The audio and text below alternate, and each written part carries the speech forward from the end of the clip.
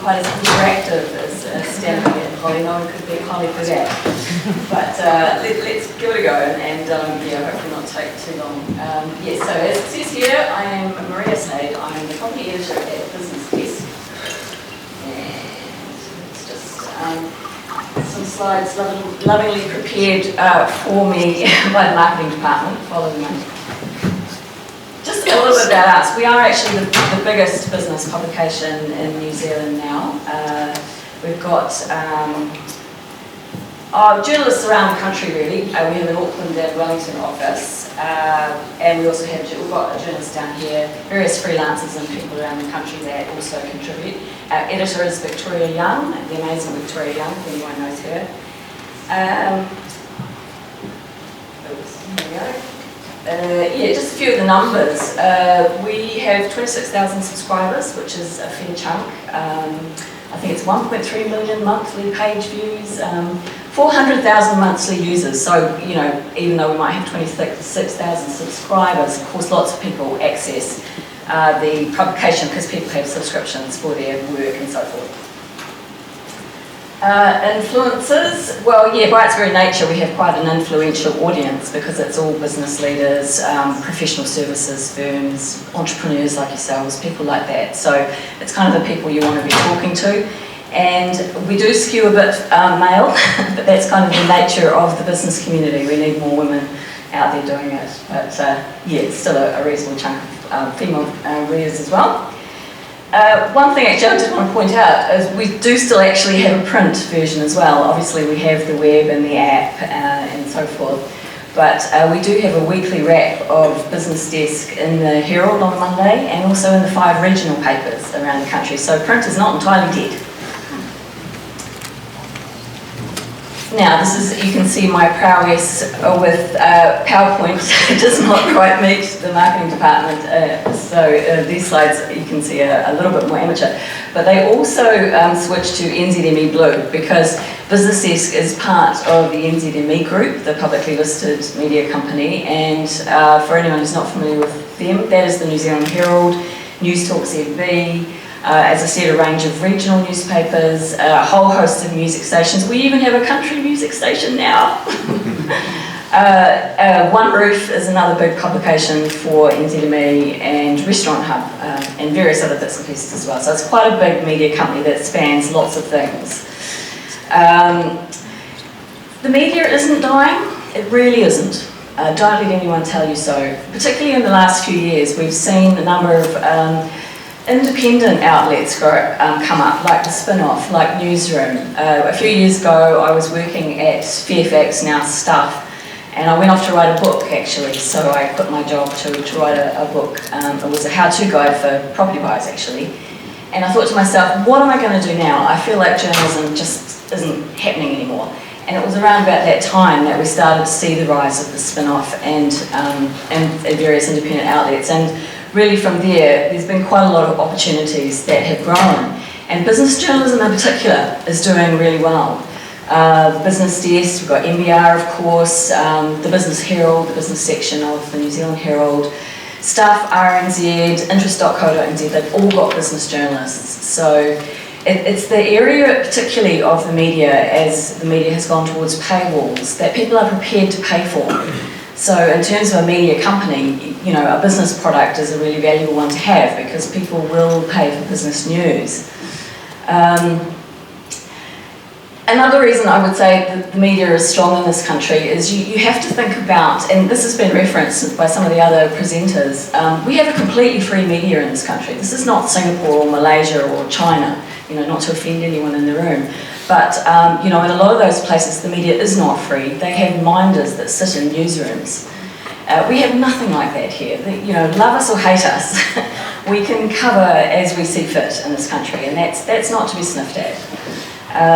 There is investigative work that goes on. We have an investigative team at BusinessDesk, which I am part of, and a lot of my work now is doing investigations. So it's really heartening that I work for an organisation that is prepared to back us doing that. One piece we did just recently, well, it was the New Zealand Herald that led it, but they did this amazing data journalism piece where they scoured property records, and they discovered that there was this hardcore of people in South Auckland particularly who were flipping properties at an incredible rate. They analysed something like 71 transactions and did this fantastic data journalism piece showing that some of these properties had been flipped up to 10 times, and within a matter of a few weeks.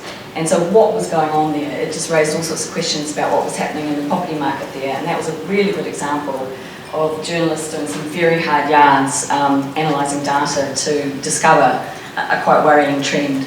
So it definitely goes on. We do a lot of OIA requests. I don't know if people in the room are familiar with that, what that means. That means the Official Information Act. That means we are able to go to any kind of government agency or local government, it's called Lagoima in the local government sphere, and ask them for information, and they pretty much have to give it to us within certain parameters. We use the OIA a lot. And we are held to standards. This idea that the media just makes stuff up, it's rubbish, basically. We have the Media Council in the case of print journalists or online journalists like us. In the case of broadcast journalists, they have the Broadcasting Standards Authority, and people can complain to them if they don't like what we've written for whatever reason, and decisions will be made by those bodies. And people do, they really do. I have been taken to the Media Council. It's an uncomfortable position, believe me, having to justify why you've done what you've done. But the media is changing, there's no doubt about that. It must be one of the most rapidly changing sectors. Digital, of course.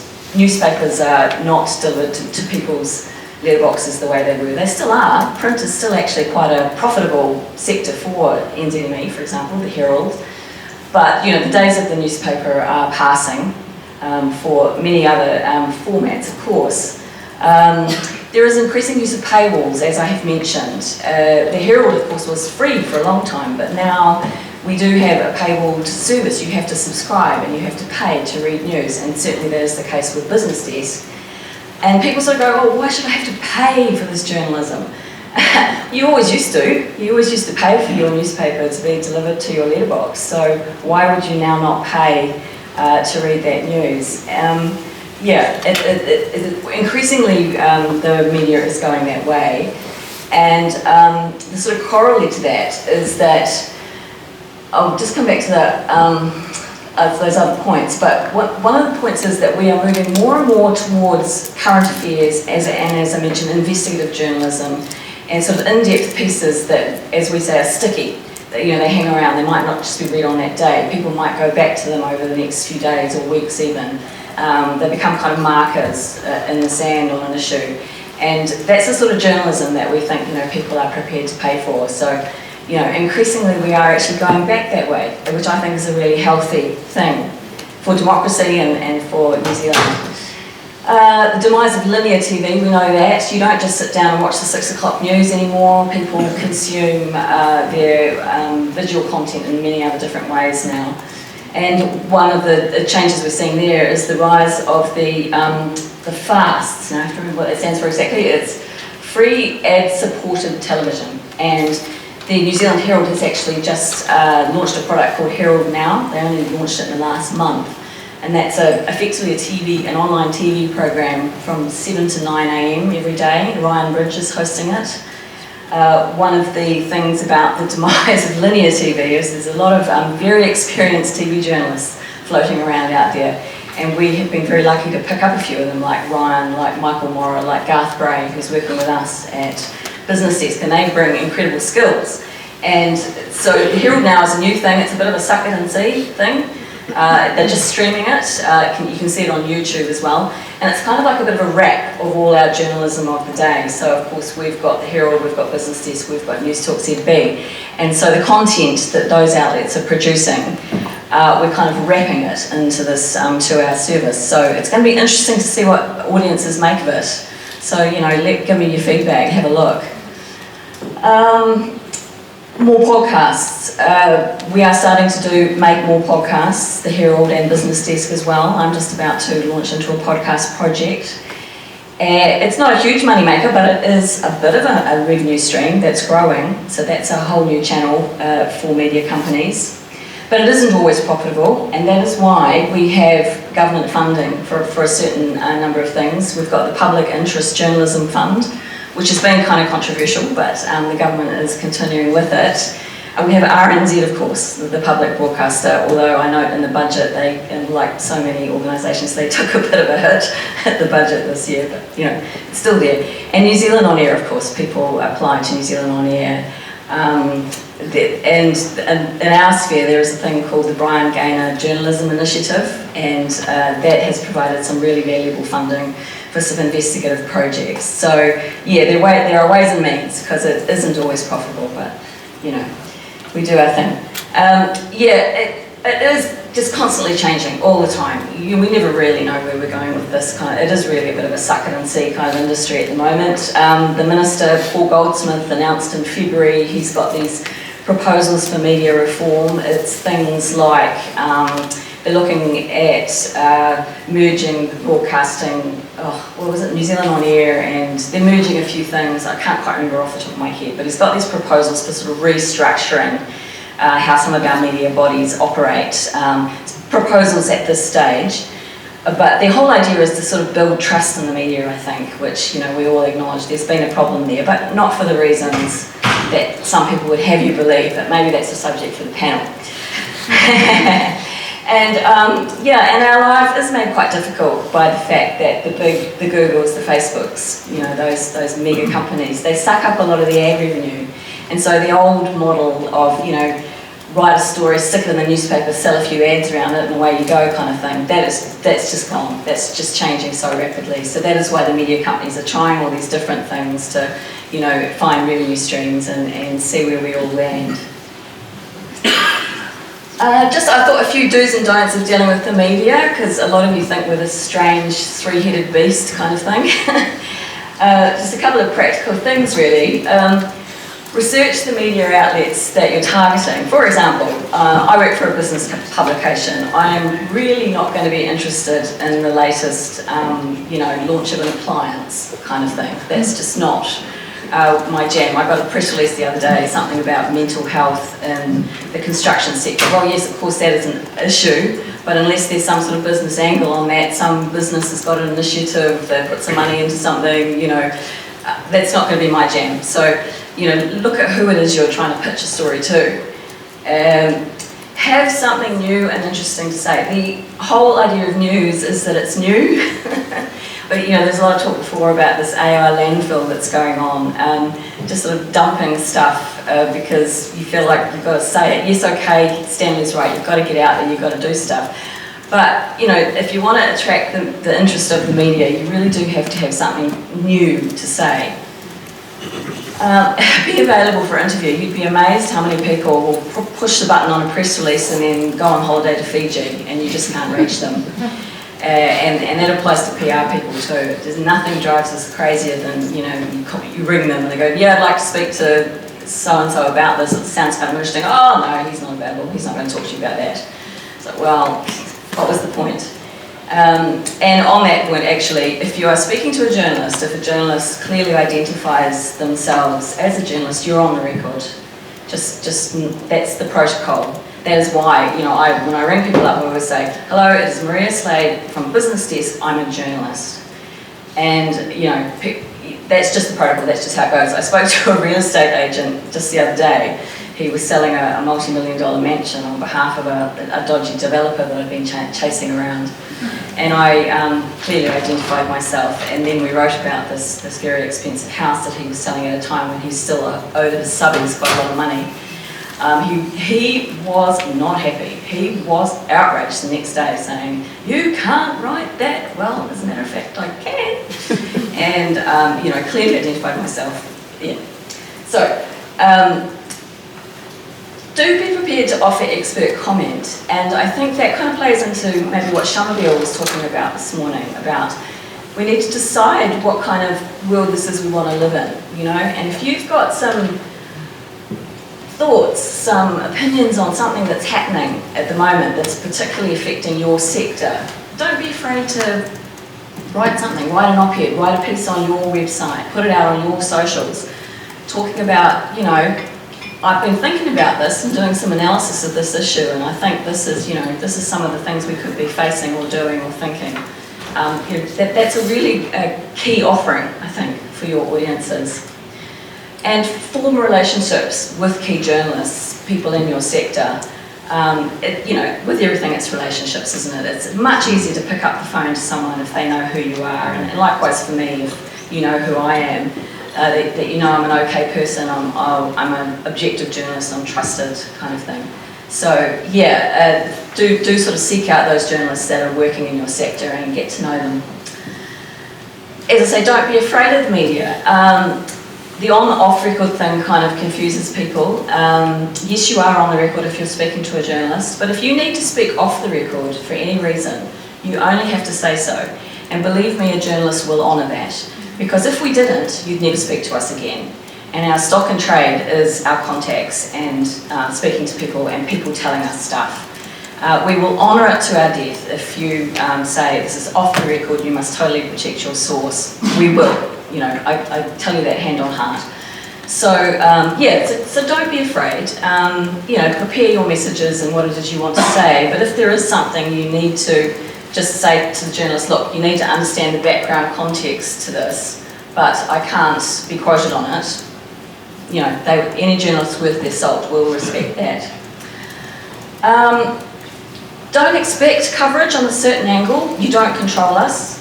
You can put your messaging out there, you can give us your news, you can give us your opinions, but it's really up to us how we then frame that. And we will speak to other parties, and my sort of rule of thumb is I speak to the various people, I juxtapose the facts, and I let the reader decide. So you may not like the fact that I've spoken to your opposition or I've spoken to one of your critics. But that's my job. My job is to try and present all sides of the story. I mean, journalism and journalists, we seek the truth as such, but what is the truth? So we try to reflect all sides of a debate of an issue so that people can make up their own minds where that truth lies. And don't ask to see the story before it's published because we won't let you. It's just, that's advertorial, that's... An independent media outlet will never give you third-party coverage, so just don't even offend them by asking. Storytelling tips. Not a very glamorous graphic, but the inverted pyramid is sort of like 101 of journalism. They teach you this at journalism school. So basically what it means is you put the sexiest stuff up the top and then you kind of backfill from there. So you don't tell it like what I did on my holidays. On the first day I did this, on the second day I did that. The sexiest thing might have happened on day 5. So you put that up the top. Scientists are people that are particularly bad at this. I remember doing a story about an innovation once that was coming out of Gracefield at Callaghan Innovation. And they were talking about this amazing thing and blah, blah, blah. And then they went, oh yeah, and we sold it to NASA. I mean, sorry, back up the truck. There's your intro right there, So, that's just a little concept I would like to put in your mind when you're thinking about telling your story. Just what's the sexiest fact? What's the thing? What's the hook? What's the thing that you think is really going to grab people? That's your intro. Do put a human face on it always. So if you find an example of someone who's used this thing, who's had this experience, having said that, you should always put the sexiest thing up the top, rules are made to be broken. And you could write a story with, Joe Bloggs had an amazing experience with this thing because it solved this problem, kind of thing. You could start your story like that. Always people always want to know about people. If there's a person in it, people will read it much more readily than they will if it's a factoid about something or other. Again, use direct quotes. I don't know if people understand what I mean by that, but it's when you put things in speech marks, when it's an actual quote from an actual human being about something. It's not just you telling them that they might have said that. It's them saying, yeah, Jesus, that was just the worst time, we just couldn't believe our bad luck, whatever it is. Definitely put direct quotes in whatever it is you're writing. And to that point, case studies. That's a really great way to tell some stories about whatever it is you're doing. Like find a customer who's willing to be the face of your case study, who's willing to maybe be videoed, make a little video about their experience with your product or your service or whatever it is. Again, the human stories are the ones that sell because, you know, it's just a natural human thing. I don't know what it is. We want to know about each other. Watch the jargon. Don't use acronyms, and just understand that even though you think you might be talking to an audience of people who are a bit like yourselves, you'd be amazed how many people don't really understand all those terms, all those acronyms. So just keep it simple and maybe give little explanations if it's really that complicated, or just find another way to say it without using the jargon. Think pics and videos, so important. Used to be in the day we would always send a photographer out to a job, and we do still have photographers that can go out and take news pics for us, but we have fewer and fewer. And so just resource-wise, it's really great if you can always send some pics with whatever it is you're trying to send out. And again, this is the stupidest little thing, but honestly, you'd be amazed how often it makes a difference. Landscape, not portrait. Landscape, please, never portrait. Because when we have to cut it to put it on the web, it always goes bad. So always landscape, and don't send us handshake pics. Do not send us the, oh yes, we signed this deal sort of pic. Terrible. So we won't even use them. So just try and think a little bit more creatively. A picture really can tell a story. A really good news pic is worth its weight in gold. And video too, again, like I was saying, a little video case study of whatever it is. It just, it really brings things to life. In terms of what kind of content you can create, a little how-to guide. People love a how-to guide. Like if there's some new sort of regulation that's come in your sector that's affecting your clients or your customers, give them a little guide, what you need to know about this new law that's coming in, or how these rules have changed. Again, keep it really simple, but that sort of thing goes a really long way. I think I kind of mentioned contributing to the debate. Again, if there's an issue that's going on, to give your 2 cents worth in a considered, analysed kind of way, not a sort of and another thing, sort of not like that, but more. Yeah, these are the ins and the outs, and our company thinks that this may be the way to go, kind of thing.